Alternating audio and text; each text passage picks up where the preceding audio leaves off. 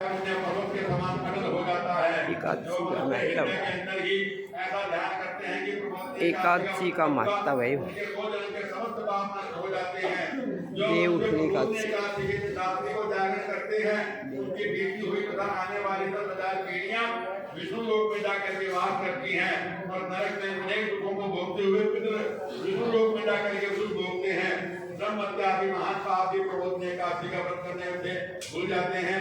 एकादशी के दिन रात्रि को जागरण करने का फल अश्वमेध आदि के यज्ञ के फल से ज्यादा होता है।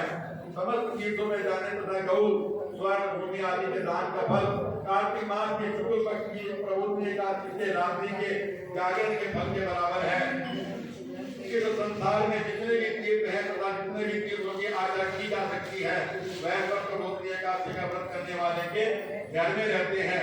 जो मनुष्य एकादशी के व्रत को करता है वह योगीवान योगी तपस्वी तथा इंद्रियों को जीतने वाला होता है, क्योंकि वह एकादशी भगवान विष्णु को अत्यंत प्रिय है। इसके व्रत के प्रभाव से कामिका वाचिका और मानसिक पाप नष्ट हो जाते हैं।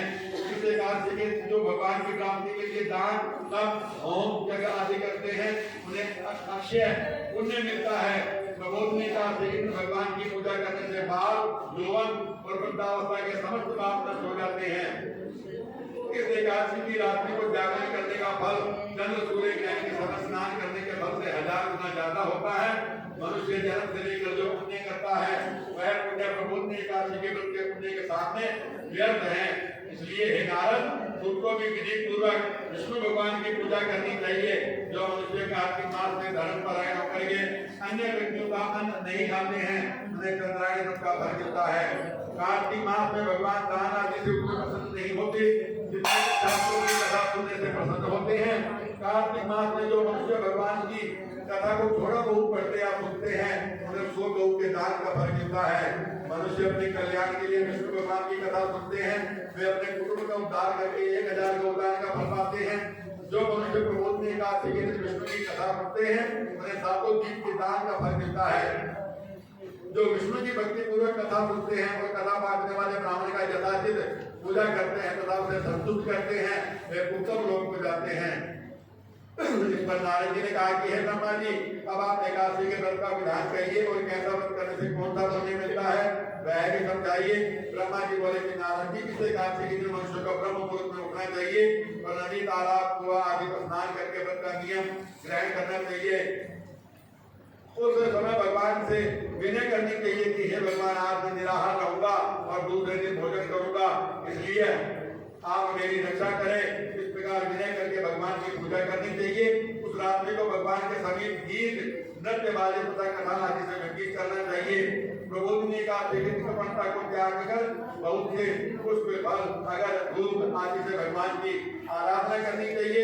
शक्ति के जल से भगवान को अर्घ देना चाहिए। इसका समस्त तीर्थ दान आदि से करोड़ गुना फल ज्यादा होता है। जो मनुष्य पुष्प से भगवान की पूजा करते हैं, उनके सामने इंद्र की हाथ जोड़ता है। कार्तिक मास में जो बिल्वपत्र से भगवान की पूजा करते हैं, उन्हें अंत में मुक्ति मिलती है। कार्तिक मास में जो मनुष्य तुलसी जी से भगवान की पूजा करता है, उसके 10,000 जन्म के समस्त पाप नष्ट हो जाते हैं। जो मनुष्य इस महीने में श्री तुलसी जी के दर्शन करते हैं या छूते हैं या ध्यान करते हैं या रोपण या सेवा करते हैं, वे 1000 कोटि युग में भगवान के घर में रहते हैं। समस्त मनोकामनाओं को पूरा करने वाले भगवान कदम पुष्प को देखकर बड़े प्रसन्न होते हैं। यदि उनकी कदम पुष्प से पूजा की जाए तो यमराज के दुखों को नहीं पाते। जो गुलाब के पुष्प से भगवान की पूजा करते हैं, उन्हें मुक्ति मिलती है। जो मनुष्य बकुल और अशोक के फूलों से भगवान की पूजा करते हैं, वे अत्यंत काल तक शोक से रहित होते हैं। जो मनुष्य विष्णु भगवान को सफेद और लाल कनेर के फूलों से पूजा करते हैं, उन पर भगवान अत्यंत प्रसन्न होते हैं। जो मनुष्य विष्णु भगवान की दूरवादन से पूजा करते हैं, वे पूजा के फल से 100 गुना फल ज्यादा पाते हैं। जो भगवान की शमी पत्र से पूजा करते हैं, वे भयानक यमराज के मार्ग को सरलता से पार कर जाते हैं। जो मनुष्य चंपक पुष्प से भगवान विष्णु की पूजा करते हैं, वे आवागमन के चक्र से छूट जाते हैं।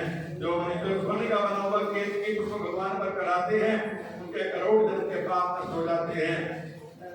जो मनुष्य भगवान के पीले और रक्त वर्ण कमल के सुगंधित फूलों से पूजा करते हैं, उन्हें श्वेत द्वीप में स्थान मिलता है। इस प्रकार रात्रि में भगवान की पूजा करके प्रातःकाल शुद्ध जल की नदी में स्नान करना चाहिए। स्नान करने के बाद भगवान की पूजा करनी चाहिए। उसके बाद पूर्ति के लिए ब्राह्मणों को भोजन कराना चाहिए और दक्षिणा देकर मीठे वाक्यों द्वारा सभा करनी चाहिए। इसके बाद भोजन को और दक्षिणा से गुरु की पूजा करनी चाहिए और ब्राह्मण को बहुत की दक्षिणा देकर नियम को छोड़ देना चाहिए। ब्राह्मण को यथाशक्ति दक्षिणा देनी चाहिए। जिससे ब्राह्मण को रात्रि में भोजन करावे उसे स्वर्ण सहित दही दान करना चाहिए। जो मनुष्य यात्रा स्नान करते हैं उन्हें दही और शहद का दान करना चाहिए। जो मनुष्य फल की आशा करते हैं उन्हें फल का दान करना चाहिए। तेल की जगह घी और घी की जगह दूध और अन्नों में चावल दान करना चाहिए। जो मनुष्य व्रत में भूमि शयन करते हैं उन्हें सब वस्तुओं से शैया दान करनी चाहिए। जो मोह दान करते हैं तो स्वर्ण सहित तिल दान करना चाहिए। जो मनुष्य बालों को दान करते हैं उन्हें दर्पण दान करना चाहिए। जो मनुष्य कार्तिक मास में उपान है अर्थात जूते धारण नहीं करते उन्हें जूतों का दान देना चाहिए। जो महीने में नमक डालते हैं उन्हें शक्कर दान देनी चाहिए। जो मनुष्य रोज देव मंदिर में दीप जलाते हैं उन्हें सोने या तांबे के दिए को घी तथा बत्ती सहित दान करना चाहिए।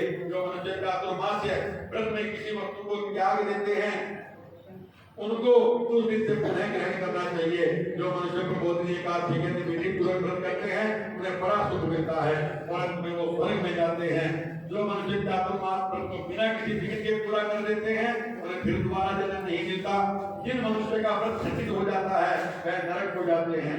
जो मनुष्य एकादशी के भाषण को सुनता और पढ़ता है उन्हें अनेक योगदान का फल मिलता है। और बिहारी लाल की जय। एकादशी माता